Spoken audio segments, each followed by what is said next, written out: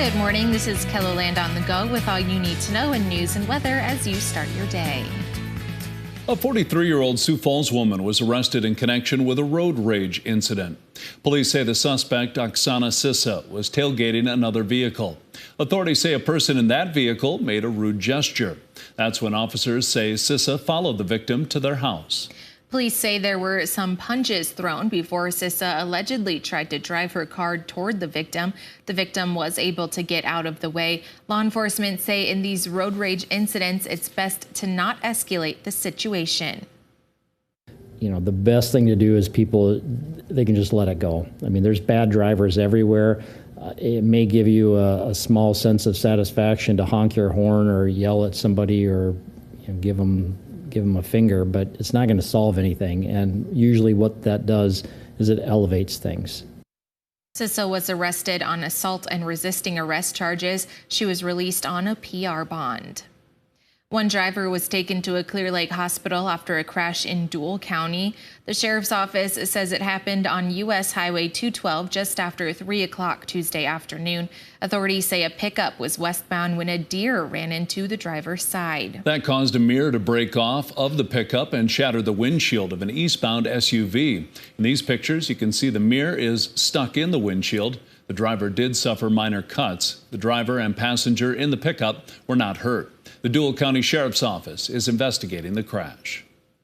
2 people were taken to a local hospital for non-life-threatening injuries after a 3-car crash southeast of Sioux Falls. The Lincoln County Sheriff's Office says it happened at the intersection of 271st Street and Southeastern Avenue just before 7 Monday night. During an investigation, deputies learned that a blue car tried to make a left turn and collided with a white pickup. That sent the pickup into the oncoming lane where it hit a white car. In these photos, you can see the pickup ended up in a field. The driver of the blue car was cited for failure to yield after the stop. Meanwhile, Sioux Falls police are investigating an unusual case of animal abuse. Monday afternoon, a report came in that someone had attacked some backyard chickens, leaving 3 of the birds dead. At this point, police have not made an arrest. Now let's get a check of our weather with meteorologist Scott Monk. Good morning, Scott. Seeing some high temperatures today.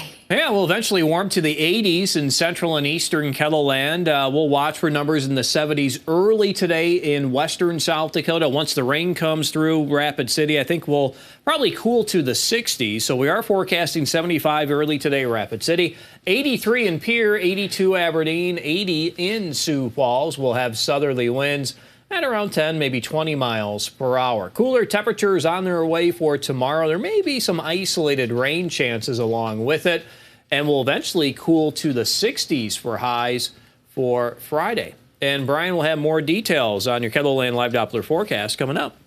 Thank you, Scott. The final results are in for the Sioux Falls School Board election. With 100% of the votes counted, Dawn Marie Johnson will replace Cynthia Mickelson on the Sioux Falls School Board for a 3-year term. Johnson received just over 5,400 votes, while Brian Matson received over 2,200 votes. Johnson's term will end in 2026, which a spokesman for the Sioux Falls School District says will match up with city elections. Another business in the Pettigrew Heights neighborhood west of downtown Sioux Falls will no longer sell alcohol after the license renewal was voted down by the city council. It's an effort to help with crime problems near the businesses along West 11th Street. The council voted 7-1 against the renewal of the malt beverage license for La Tapatia Mexican store, which is in the same building as the Lucky Lady Casino that closed last week.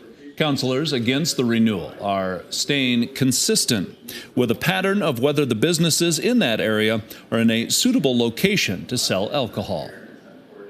We set a precedent last week that this isn't a suitable location for alcohol. I'm not sure there's much debate, but to be consistent and legally consistent, we do, or in my opinion, we need to vote against this and defeat this renewal. This is not about the business owners. This is about this block and the problems on that block, which is significant. There's not a lot that we can do, unfortunately, besides arresting and prosecuting. We don't have a lot of ways to improve the situation. Knightsard says other businesses in the area that sell alcohol should be on notice. The malt beverage license for La Tapatia expires on June 30th. Mercado, another business that sells alcohol at the end of the same building, their off-sale liquor license is up for renewal in the fall.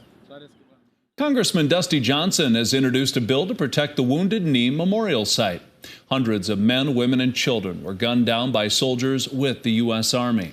The bill would place the land in restricted fee status, which would protect it from development, local, and federal taxes. Oglala Tribal President Frank Starr comes out, says they are glad to have control over the final resting place of many of their ancestors.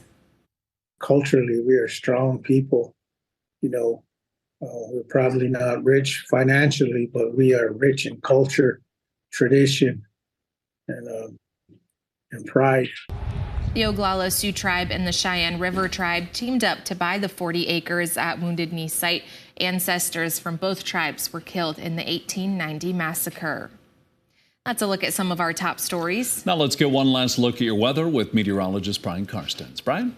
All right, weather today, looking at temperatures, trying to climb back to the 80s, which will be pretty mild, but also haze in the air continues from these western wildfires, and we'll see how much of that affects things here in the western and central parts of South Dakota as we do encounter some shower and thunderstorm activity. Now, this will be widely scattered late this afternoon, but running the course there from Mobridge down to Rapid City. And then farther east, there may be some scattered development here tonight. But we kind of think after 9 or 10 o'clock, a lot of these things will be winding down or diminishing, and so there's not necessarily a lot of rain there around Sioux Falls. I can't rule out, though, the chance of some scattered activity, and we will continue to watch that tomorrow morning, and even the chance of a couple more cells rumbling across the prairies here tomorrow afternoon. But again, as we go through time, they become more widely scattered, and cooler air making its way into Kettleland here for Friday. We'll drop the highs in the 60s. That'll be the coolest day, though,